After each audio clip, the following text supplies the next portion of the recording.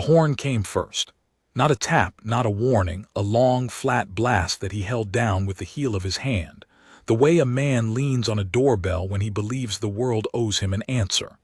I stood at my post inside the arch of the Liverden gate, rifle at the shoulder, eyes fixed on the middle distance, and I did not move.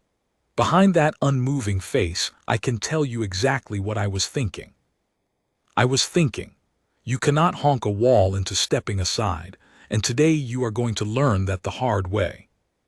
The car was the color of a wet plum, low and wide, the kind of machine that costs more than the cottage I grew up in and makes less honest noise.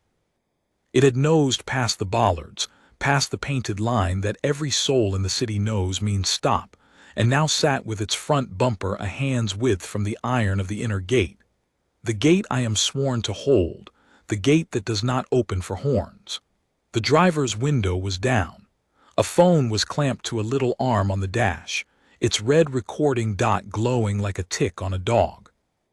And the man behind the wheel was smiling at it, not at me, talking fast and bright to a camera, while his hand stayed flat on that horn.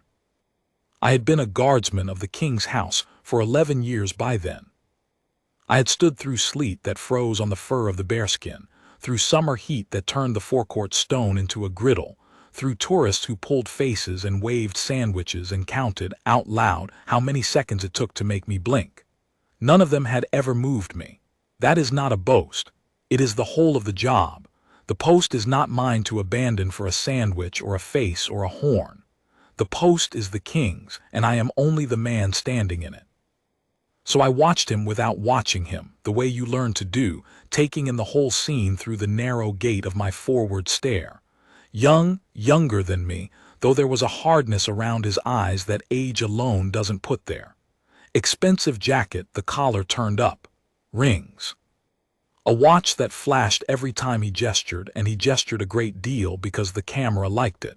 I could not hear his words over the horn, but I did not need to. I have learned to read men by their hands, and his hands were saying the same thing his car was saying. Move, move for me. Everyone moves for me. The horn stopped. The silence after it rang in my ears, and for one breath the forecourt sounded almost normal pigeons, a distant tram, the murmur of the morning crowd that had begun to gather along the railings with their own phones lifting like a field of little glass eyes. Then his voice cut across it, pitched for the camera and loud enough to carry to me. You see this guy, he won't even look at me. A laugh sharp and performed. Watch. Watch what happens when I just ease forward. And the car crept. Not fast. A slow, deliberate roll, the engine purring, the front bumper closing that hand's width to a finger's width, the whole heavy nose of it pressing toward the gate and toward me like a question he was sure he already knew the answer to. He thought I would step back. He thought the gate would open. He thought a wall, given enough horn and enough nerve, would learn to move. I did not step back. I am not permitted to, and I would not have if I were. But I want to be honest about the cost of that, because the stillness people film and admire is not nothing. It is a thing you carry, and that morning it had weight. There is a particular kind of strain in holding your ground while 1.5 tons of metal eases toward your knees and a man laughs about it for an audience. Every animal part of you wants to flinch. The discipline is not in the not flinching. The discipline is in deciding before any of it happens that you will not, and then keeping that decision when the moment comes to test it. I had made that decision 11 years before, on my first cold dawn at the gate. I kept it now. The bumper touched the painted tow line of my post and stopped. He had judged it finely. I will give him that. He had done this before somewhere to someone. The car sat there, idling, the recording dot glowing, and he leaned out of his window and looked at me properly for the first time, not at the camera, at me, and he grinned. Nothing, he said, softer now, just for the two of us. You've got nothing. You're a doll they wind up in the morning. I have been called worse. I held the middle distance, but I marked his face, the exact arrangement of that grin, and I marked the plate of his car, and I marked the recording dot, and I filed all three the way you file the position of an enemy's hands. Because here is what he did not understand, what none of them understand when they decide a still man is an empty one. The stillness is not the absence of a response. The stillness is the response, held back on a leash, waiting for the discipline to decide when and how it is loosed. And discipline, real discipline, almost never loosens it the way the loud man expects. He pulled his head back in. He spoke to the camera again, and now I could hear the shape of it, the bit, the routine. He was telling them he was going to get the wall to move. He was promising whoever watched that he'd make the KingsGuard step aside for him on film, for their amusement. He revved the engine, a hard snarl that bounced off the stone arch and made an older woman at the railing wince and pull her grandchild closer. He laid on the horn again, 2 short jabs and then the long flat hold, and over it he shouted, "Move," the way you'd shout at a dog in the road. And I thought of my sergeant, long retired now, a slab of a man with a voice like a closing door who had drilled one thing into us above all others. He used to say it on the parade square in the rain, "A guardsman wins by standing. Anyone can swing. Any fool can shout. The man who can hold his post while the whole world screams at him to break it, that man has already won, and the winning only has to catch up." I had not understood it at 20. I understood it now, with a plum-colored car pressed against my tow line, and a stranger calling me a doll for his followers. So I gave him nothing because nothing was the strongest thing I had. I did not look down. I did not speak. I did not step back, and I did not step forward. I let the horn batter the arch and run out of breath, the way horns do, the way loud men do, and I waited not for him to win, but for the slower, surer machinery of the morning to arrive. Because a man can lean on a horn for a long time. He cannot lean on it forever. And there were eyes on that gate now that he had not counted. The woman at the railing with her phone steady and her mouth a hard line. A tram conductor stopped to watch. A pair of constables drifting in from the square at the edge of my vision, drawn by the noise the way iron is drawn to a magnet. He thought the only camera that mattered was his own. He was about to find out how wrong a confident man can be. The 2 constables came in slowly, the way the trained do, fanning a little apart so the car sat between them without either of them standing in front of it. One was older, gray at the temples, with the unhurried walk of a man who has talked a great many shouters down off a great many ledges. The other was young and watchful. The young one's eyes went first to the car, then to the painted line behind it, then to me, checking. I understood that the post was holding, that the gate was not breached, that whatever this was, it had not yet become the thing they truly feared. I gave him the smallest answer I am allowed to give. Nothing changed in my face and nothing needed to. The gate was mine and it was holding. He read it and moved on. The driver saw them in his mirror. I watched the grin tighten at the corners. A lesser performer would have killed the horn and the camera both and started apologizing. This one did the opposite. He doubled down.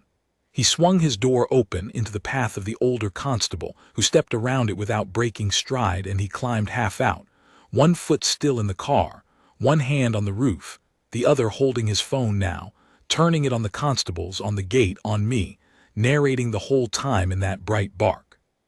Here we go, they're sending the cops because I parked.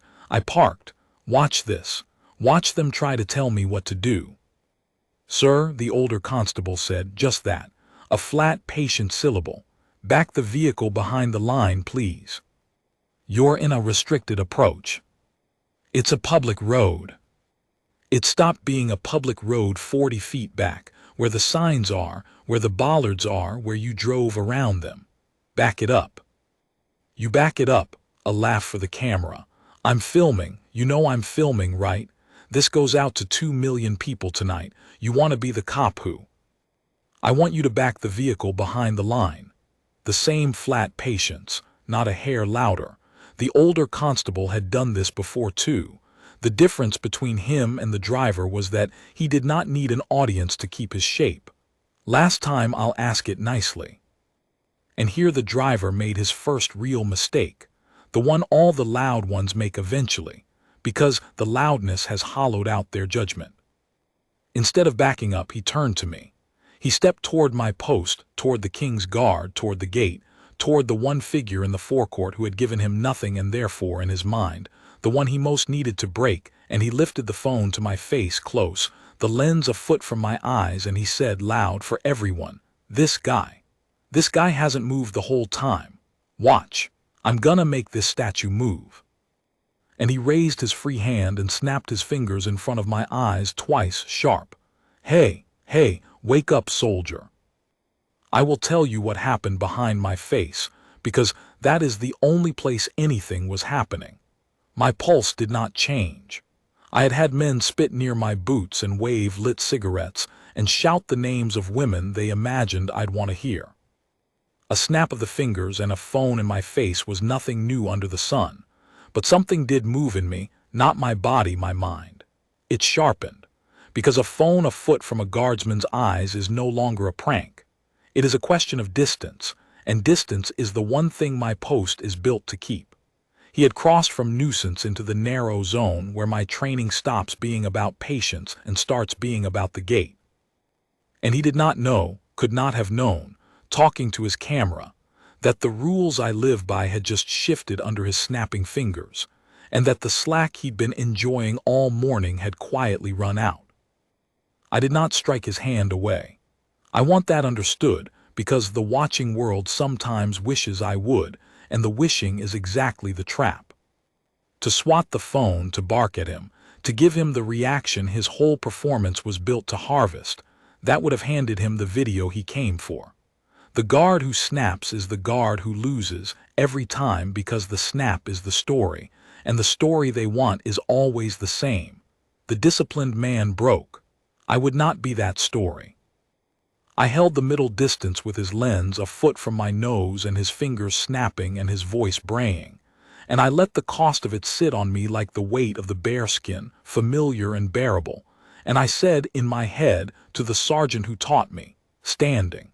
I am standing." What I did do was very small, and only the older constable caught it, because only he was trained to.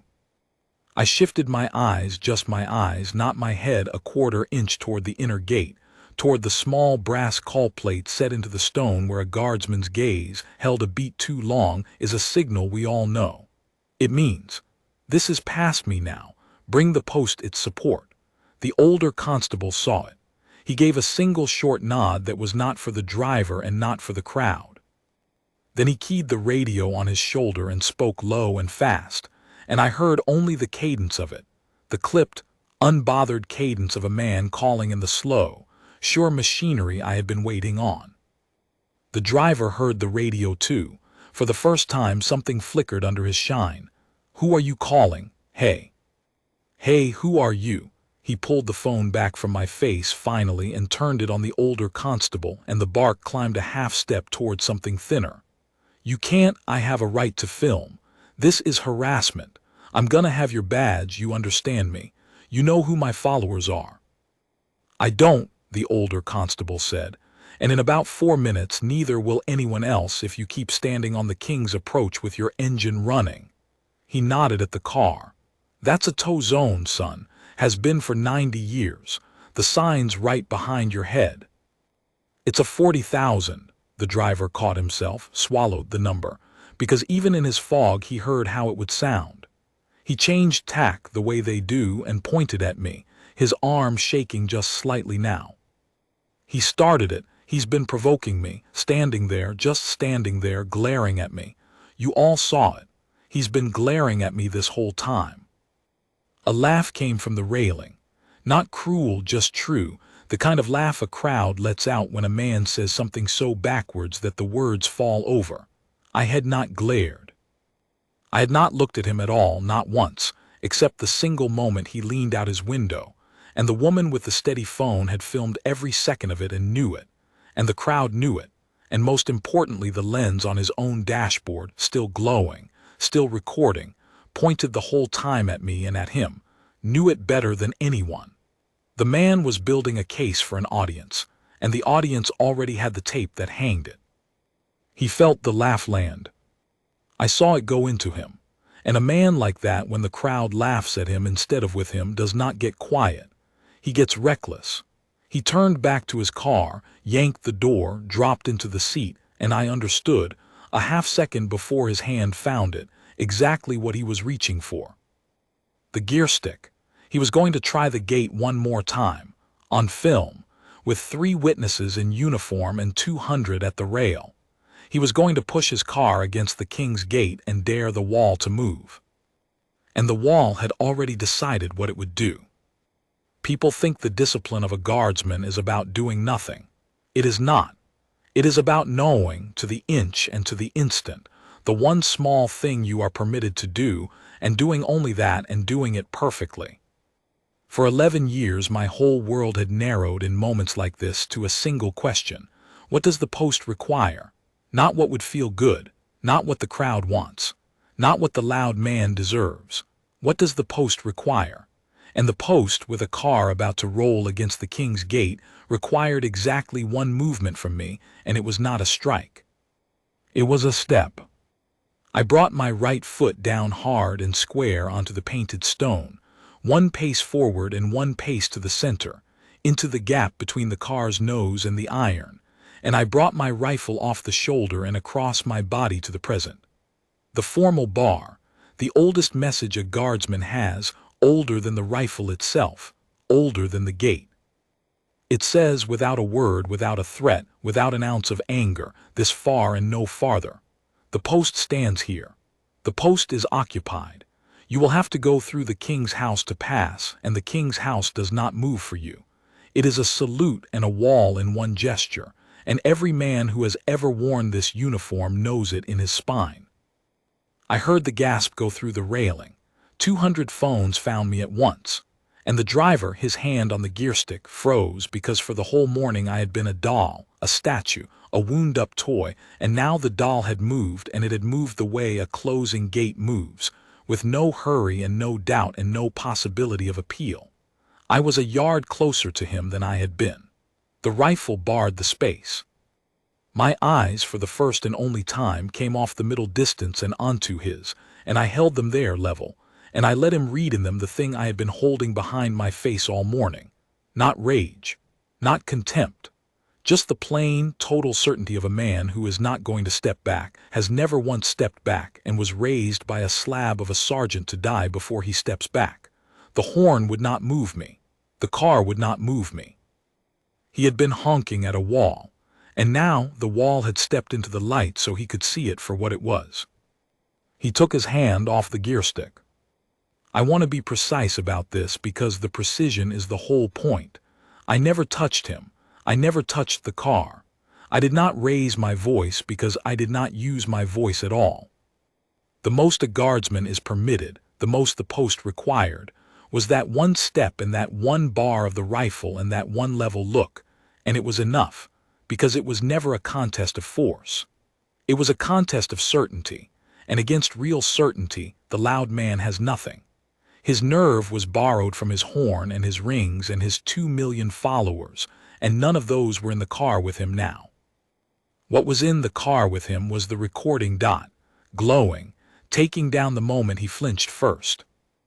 Out of the vehicle, the older constable said, and now there was iron in the flat patience, the iron that had been there all along under the politeness. Engine off, keys on the roof.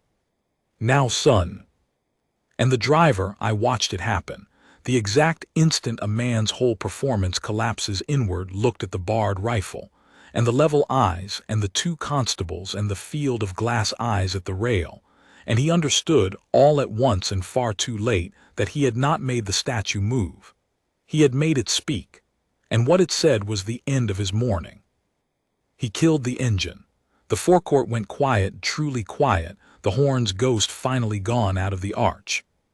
He put the keys on the roof with a hand that was no longer steady, and he stepped out, and the young constable took his arm, not roughly, just firmly, and walked him back behind the painted line he should never have crossed, while the older one stayed by the open door and looked in at the dashboard, at the little arm, at the phone still clamped there with its red dot burning. "Is that recording?" the older constable asked. It's my content, you can't take my. I don't want it, the constable said. I want it to keep running, don't touch it. He almost smiled. You've been making the case against yourself all morning, son. Be ashamed to stop you now. I had returned to the present arms, and then, as the immediate threat to the gate withdrew behind the line, I brought the rifle back to the shoulder and squared my heels and resumed the post, eyes forward, middle distance. The doll wound up again, except that everyone at that rail had now seen what the doll was made of, and the seeing had changed the silence. It was not the bored silence of people waiting for me to blink. It was the other kind, the respectful kind. The kind that settles over a crowd when they have watched discipline do, in 3 small movements, what all the shouting in the world could not. Down the approach, past the bollards the man had driven around, a heavier engine was growing. I knew the sound. Every guardsman knows it, the way you know the bell for your own shift. Low diesel, unhurried, the slow machinery, arriving at last on its own schedule, which is the only schedule that ever truly runs the world.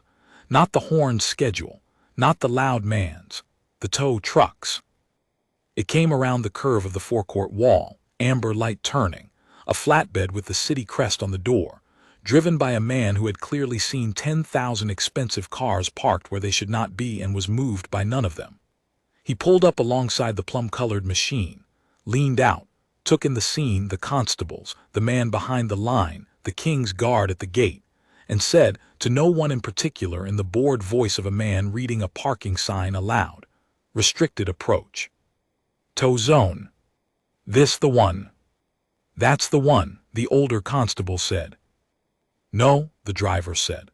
No, you are not towing my," and he started forward, and the young constable's hand closed on his arm again, and the older one stepped into his path, and the whole thing was over before it began, because there were 3 of them and the gate behind them and 200 witnesses and a tow truck idling, and the man had spent the only currency he had, his nerve, his certainty, his horn, and had nothing left to buy his way out.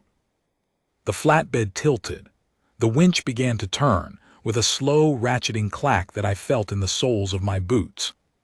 And the plum-colored car, the wet plum, 40,000 something, 2 million follower car that had leaned on its horn to push a wall aside, began, inch by humiliating inch, to be dragged up onto the bed of the truck, its alarm shrieking, its wheels locked and skidding, hauled backward away from the King's Gate that had not moved for it and was never going to. The driver watched it go up the ramp. I could not see his face from where I stood, and I did not turn to look because the post does not turn to look. But I heard him stop shouting. I heard him go quiet. And in the quiet I heard the woman at the railing, the one who had filmed it all steady from the first blast of the horn, say to her grandchild, not loudly, but loudly enough to carry across that hushed forecourt to me, "You see that, love? You see the soldier? He never had to raise his hand. He just had to know where he stood." I kept my eyes on the middle distance, but I will not pretend that did not reach me, because it did, all the way down to the cold dawn 11 years before when I made my decision. The post is not mine. I am only the man standing in it. But the standing, when it is done right, says more than any horn ever shouted. I finished my shift. That is the part people leave out when they tell these stories, that there is no curtain, no music, no walk-off. The car went up the ramp and the truck pulled away with the alarm fading down the approach, and the constables took the man's particulars and a great many notes, and the crowd thinned because crowds always thin, and a relief guardsman came at the change of the hour, and I marched off the post with my heels striking the stone in the old foretime. And I went and had a cup of tea in the guardroom and said almost nothing, because that is what we do.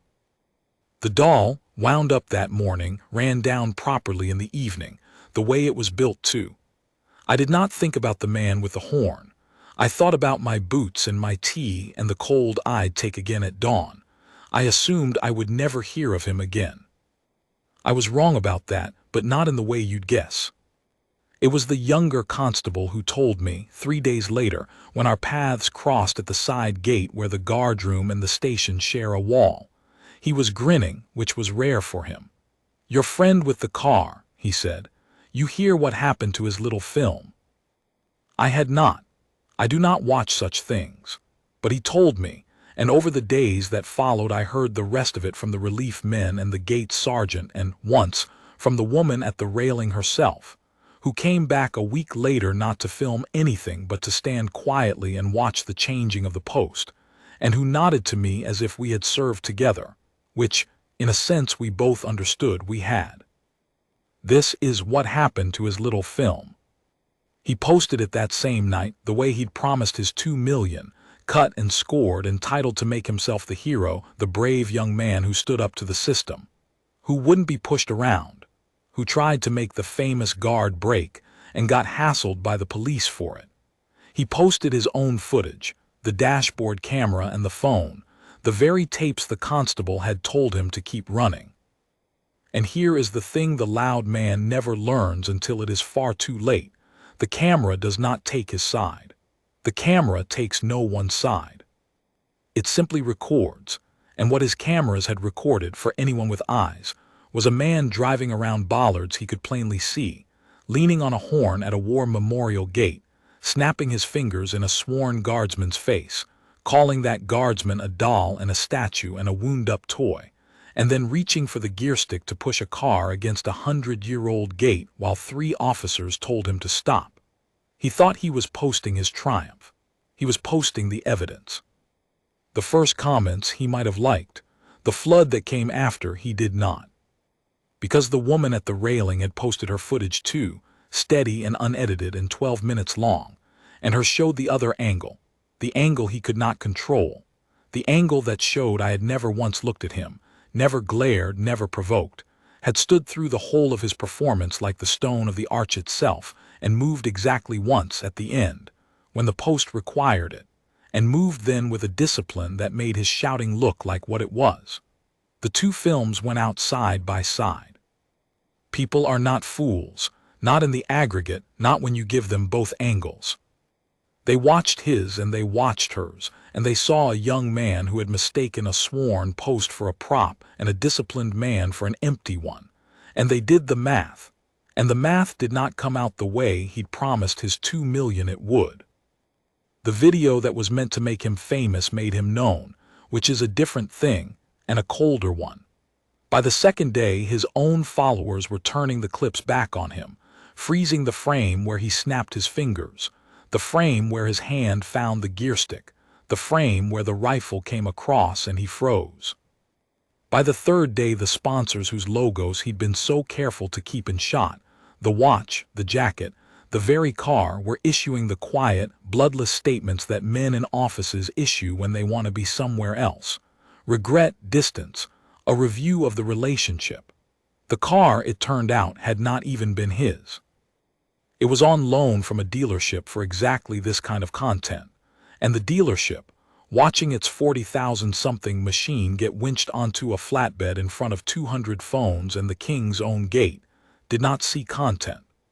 It saw a liability with amber lights turning, and it wanted the keys back and the arrangement ended, and its name out of his mouth forever. And then came the part that was not about followers at all, the part with the weight of the slow machinery in it. He was charged. Not for the film. A man may film what he likes from a public place, and I'd not have it otherwise. He was charged for what the films proved he'd done. Driving past posted restrictions into a controlled approach, obstruction, failure to comply with lawful instruction, and the operation of a vehicle in a manner that endangered persons at a guarded post, which, when the person endangered is a sworn guardsman barred from stepping aside, is not a small line in the book. The fine, when it came, was not the kind a man pays from his pocket and laughs off for the next video. It was the kind that is read out and recorded and reported with his role named plainly, not influencer, not creator, but the older, flatter word the magistrate used, the word that fit what the tapes showed. A nuisance. A man who made a public nuisance of himself at the King's Gate and was held to account for it. I heard he tried, for a while, to spin even that, to film himself outside the court, wronged and defiant, the brave young man martyred by the system. But the audience that had cheered the loud man had no use for the humbled one. That is the cruelty in the bargain he'd made. A following built on noise will follow you only as long as you are winning, and the moment the wall does not move and the tow truck comes and the magistrate reads out the flat old word, the noise turns, and it turns on you, because noise was all it ever was. The 2 million did not save him. They never could have. You cannot honk a wall into moving, and you cannot honk a court into mercy, and you cannot honk a crowd into loving a man it has just watched lose. The gate sergeant put it to me best, the way old sergeants do, leaning in the guardroom door with his cap pushed back. He came to make the KingsGuard step aside on film, he said, and he did get the guard on film. He just didn't understand which one of you was going to look good on it. Then he was quiet a moment and added, more to himself than to me, "Discipline's a slow argument, son, but it wins on the replay." It wins on the replay. I have turned that over many times since. Because the loud man wins in the moment every time. He is louder, he is bolder, he has the horn and the rings and the camera and the nerve. And in the moment the still man looks like he is losing, looks like he is taking it, looks like a doll. The moment belongs to the horn. But the moment passes the way the horn runs out of breath, and what is left after it passes is the record, and the record belongs to the man who stood. On the replay, the shouting is just shouting. On the replay, the stillness is what it always was. Not emptiness, but a decision held under pressure, paid for in cold dawns and aching shoulders and 11 years of not stepping back. On the replay, you can see exactly who held the gate and who only honked at it. There is a question people ask me. On the rare occasions they get me talking, and it is always the same question, dressed a little differently each time. They ask whether it was hard, whether I wanted to do something, whether, with the horn in my ears and the finger snapping in my eyes and the car easing toward my knees, some part of me didn't just want to grab the man by his turned-up collar and shake the arrogance out of him in front of his 2 million. And I tell them the truth, which is yes. Of course, yes. I am not made of the same stone as the arch. I felt the heat of it, the old animal heat that says hit back, push back, make him stop. Anyone would. The man who tells you he feels nothing at his post is either lying or has stopped paying attention, and the one who has stopped paying attention is the more dangerous of the two. The discipline is not in feeling nothing. The discipline is in feeling all of it, the heat, the insult, the want, and putting none of it into your hands.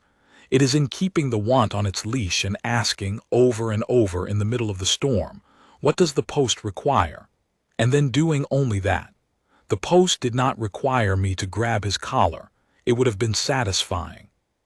It would also have given him exactly the film he came for, ended my career, and let the loud man win on the one record that lasts. The post required a step, a bar, and a look. So that is what the post got. The wanting stayed on its leash where wanting belongs, and the man hauled himself onto his own gallows with his own cameras, and I never had to lift a hand to him. That is not weakness. People mistake it for weakness because it is quiet, and we have been taught to believe that loud is strong. But loud is only loud. Strength is the leash, and the hand that holds it, and the choice, made before the storm, kept inside the storm not to let go. My old sergeant, the slab of a man with the closing door voice, did not live to see the films. I think of that sometimes, standing the post in the cold. He drilled the standing into us in the rain on the parade square. A guardsman wins by standing, and most of us thought it was the sort of thing old sergeants say to make boys stand up straight. It was not. It was the truest thing anyone ever told me about the work, and about a good deal more than the work. The world is full of men who believe that nerve and noise and a borrowed car will move a wall, that if you are only loud enough and confident enough the rules step aside, and the post opens and the gate swings for you. The world is built quietly by the people who do not believe that, who hold the line in the rain when no one is filming, who keep their decision when the moment comes to test it, who know to the inch the one thing they are permitted to do and do only that perfectly. The loud man writes the headline in the morning. The still man writes the record, and the record is what is true at dusk. So I went back to the gate, the next dawn and the one after and 1,000 dawns since. The car was long gone, hauled off and returned to a dealership that wanted nothing more to do with it. The man was gone too, his 2 million scattered the way crowds always scatter, off to cheer the next loud thing and forget the last. The arch stood, the iron stood, the painted line stood, and the bollards he'd driven around stood exactly where they'd always stood, where every honest soul in the city knows they mean stop. And I stood in the post, rifle at the shoulder, eyes on the middle distance, the bearskin's weight familiar on my brow, the cold finding the gaps in the wool the way it always does. Tourists came the way they always come. They lifted their phones and pulled their faces and counted out loud the seconds till I'd blink. Now and again one of them would lean in close and snap his fingers and grin at his friends, and I would give him exactly what I gave the man with the horn. Nothing, which is everything, held back on its leash. I do not move for them. I am not permitted to, and I would not if I were. Some of them, I think, had seen the films. I would catch it sometimes, a tourist who started to lean in, then thought better of it, then stepped back behind the line and just watched, with something in his face that had not been there a year before. Respect, maybe. Or only the dim understanding that the still man at the gate is not a doll to be wound up for a video, and that the last fellow who tried it is somewhere out there, quieter now, paying his fine in installments and explaining to anyone who will still listen how it was all the system's fault. I never learned his name, and I am glad of it.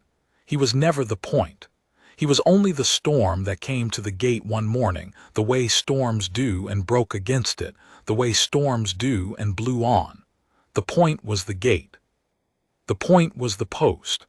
The point was the decision made on a cold dawn 11 years gone and kept on every dawn since, to stand, to hold, to give the loud world nothing, and to know, with the plain total certainty that the man with the horn read in my eyes at the end, exactly where I stood and why. You cannot honk a wall into moving. I have known that since my first morning in the wool.